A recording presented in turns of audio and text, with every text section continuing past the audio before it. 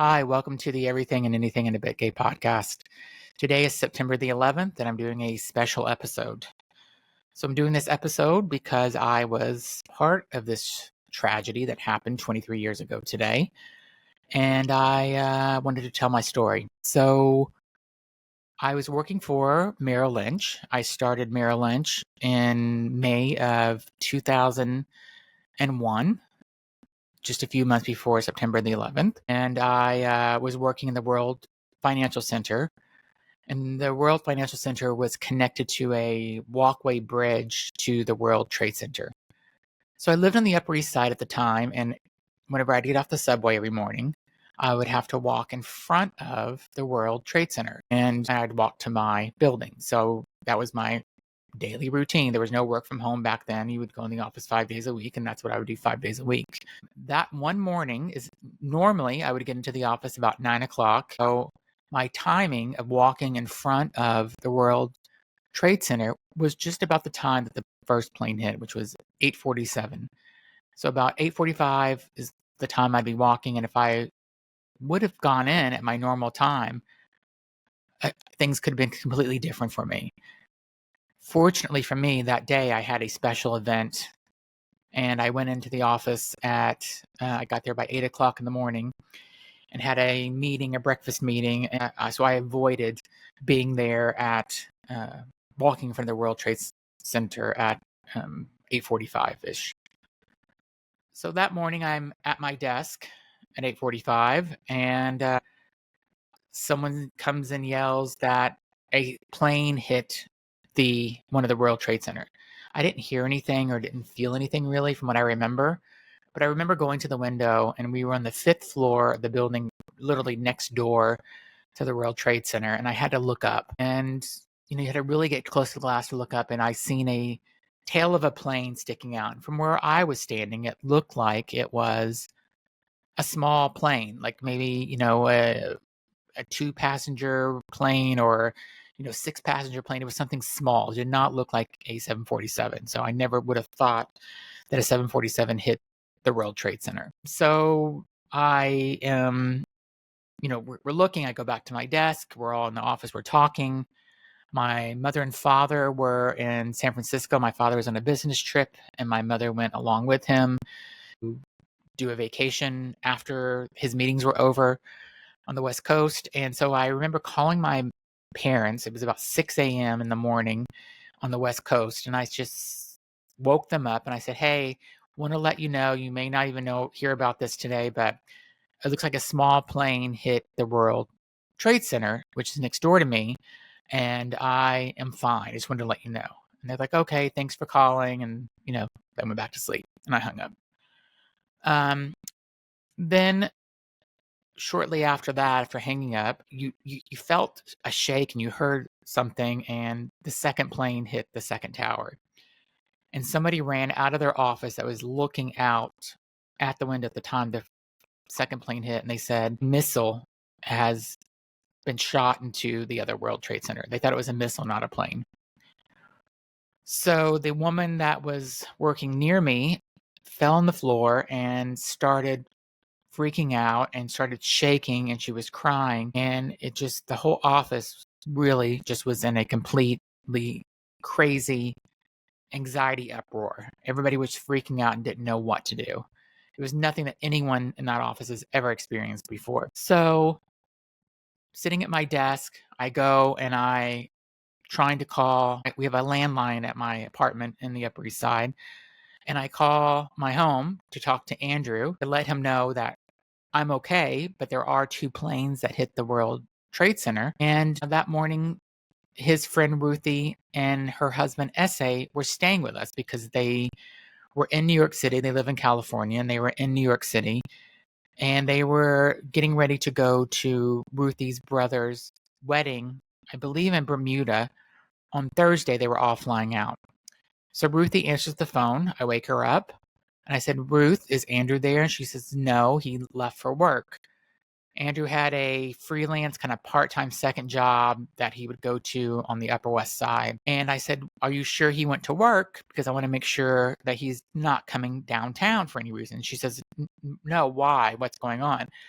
I said, well, a plane hit the first tower. Now a second plane hit the other tower. And, we've been told at work to sit here, not leave our desk and not leave the building. And she says, oh, my brother works in the World Trade Center. And it completely escaped my mind that her brother Josh worked there.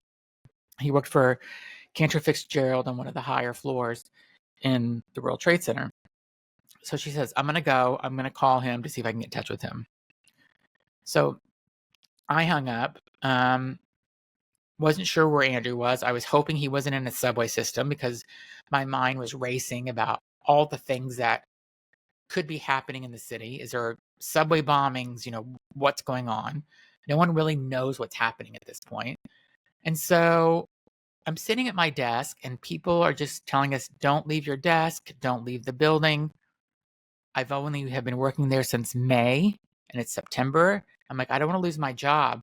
But something came over me at that moment and I'm just like, get out.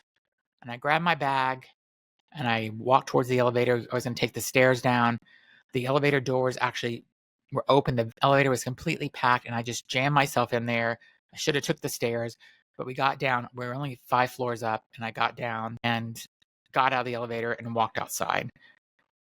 When I got outside, it was complete chaos. People were screaming and looking up, and both of the buildings were, there was smoke coming out of them.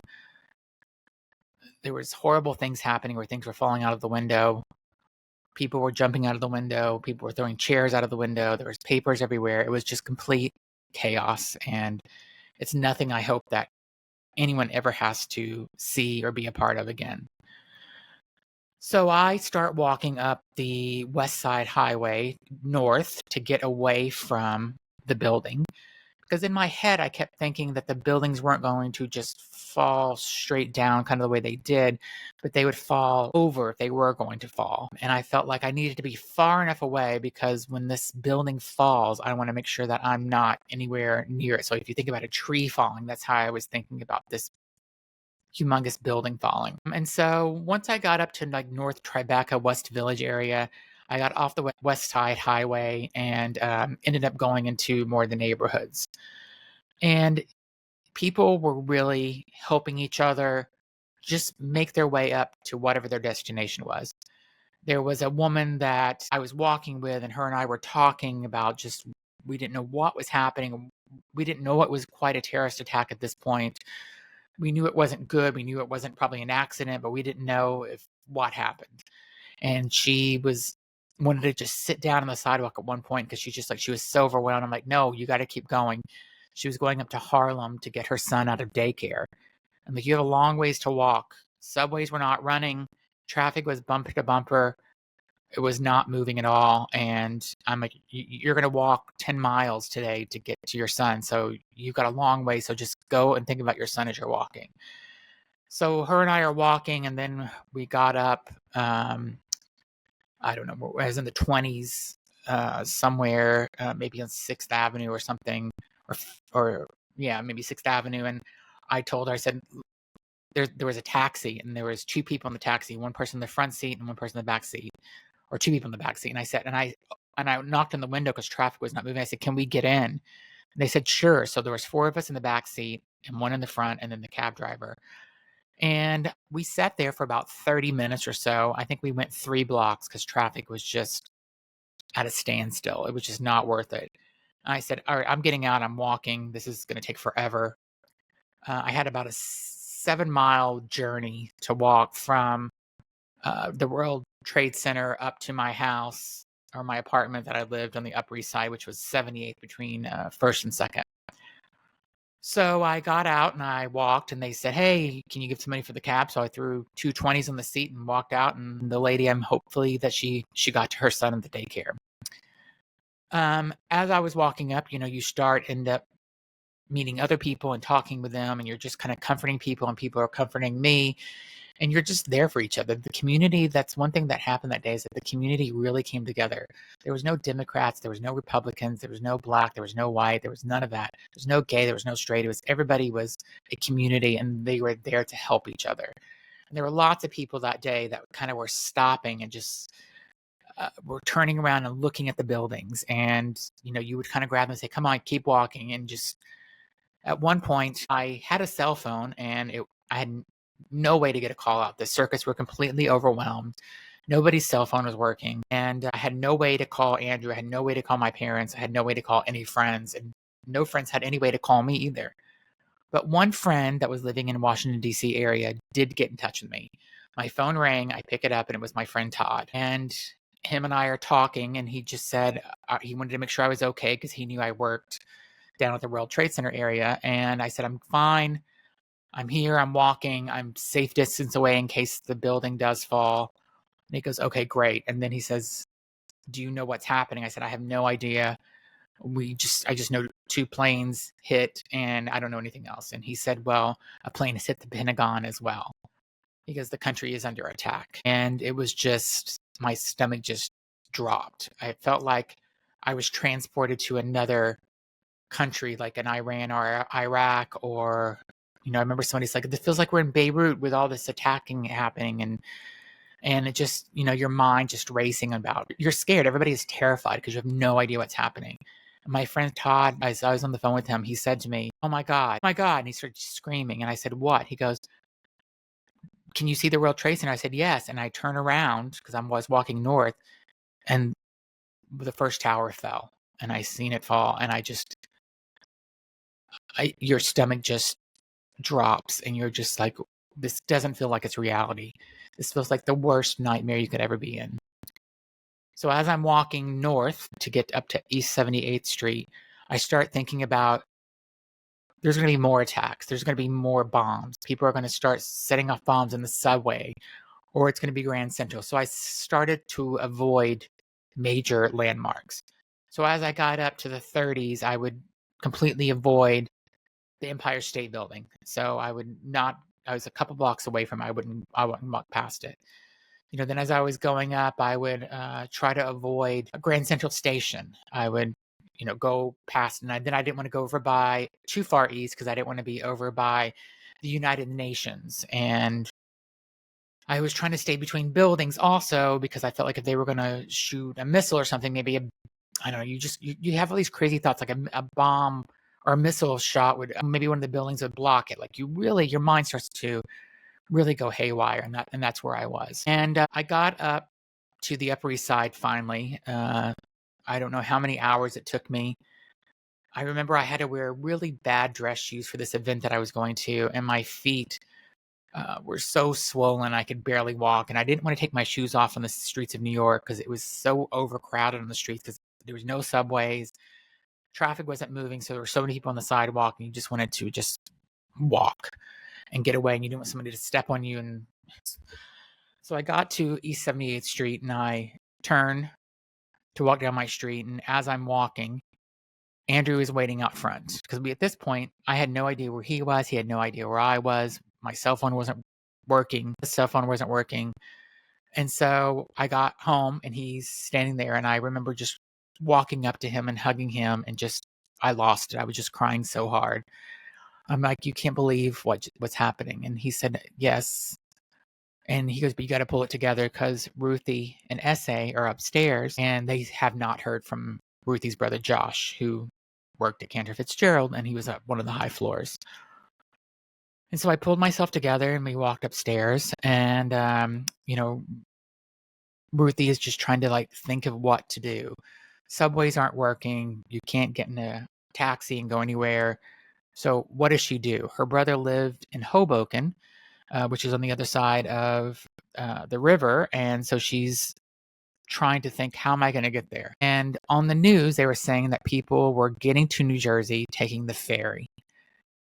So the fortunate thing is that her brother's fiance that he was marrying that weekend upcoming worked at Cantor Fitzgerald as well. However, she was at home that day preparing for their trip because they were leaving on Thursday to get married in Bermuda, which is why Ruthie and SA were in town. And because if she would have been there, she would have been in the same situation that Josh was. So unfortunately, the most sad part about that entire day was that Ruthie did lose her brother that day. And She had no idea for weeks that he was gone for sure, because people were getting dug out of the rubble downtown. And there was police and firemen and volunteers going down there and pulling people out of the rubble and just digging people out. And they were finding people in these pockets that they somehow survived in. Even like, I remember it was like 5, 6, 7 days later, they were finding somebody, and it's just like, how do they survive? And how do they make it through that? And it was just, they just kept finding survivors. So I think everyone just had in their mind that Josh is going to be one of those survivors. We were all so hopeful and just, wishing and praying that Josh is going to be found. We also weren't 100% sure if he could have been in a hospital. Like he could have, fallen and hit his head or something and been in a hospital. Andrew and I remember when Ruthie and SA went to go to Hoboken, New Jersey. They got in a ferry to go over to Josh's house to go see Josh's fiance so they could be there in case he all hoped that he was going to walk into the door. And me and Andrew were going to hospitals in Manhattan thinking that he was brought in because he hit his head, or he had a minor injury or something, or he got out and, there was the big dust cloud that came, and, we were all just so hopeful that he survived this. So we were in contact with Ruthie and SA for every hour on the hour. And for weeks, we all still had hope. And then I think finally we just realized that that Josh was, unfortunately, didn't survive and was gone. And, it's, I think that was probably the worst part of that whole entire day for me, is that someone that I love, Ruthie, lost her brother. And I never would have thought this would have happened. And, you see all these things on TV about war and countries being under attack, and you never thought that would be you. And then I was, right there in the middle of it.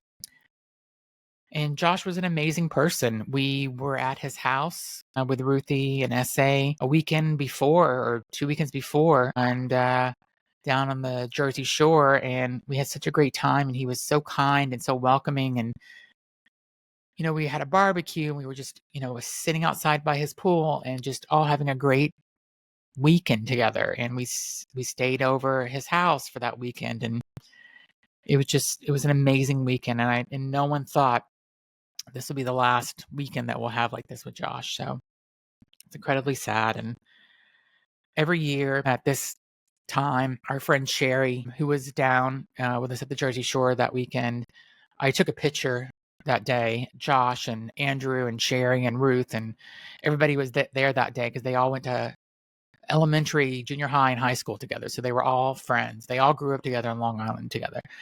And so I took the picture of them, and that was like the last really amazing picture that we had as a group. And every year our friend Sherry posts that and always has a great tribute to Josh and to talk about how good he was and how much he's missed. So, and the other thing that happened is that I bought a video camera that weekend before we went down there, and I actually took video of that weekend too. So we were able to have that video of Josh and of us all having fun. It's not an easy video to watch, but I think we're all glad that we have it, and I don't think anybody really looks at it that often. But it's nice to know that if we ever do need to go back and have a minute to hear Josh's voice or to see Josh, that we can do that by looking at this video. So today, my ask for my listeners is to just take a minute, a full 60 seconds, and just throw some good energy out to the universe and be thankful that you're here. Send some good energy out and positivity to the world, because I think today, on this day, probably for the rest of our lives, that we'll always have this feeling where it's just a remembrance of how horrible the day was. So thank you for listening. Thank you for joining in this special episode. And thank you for listening to my story.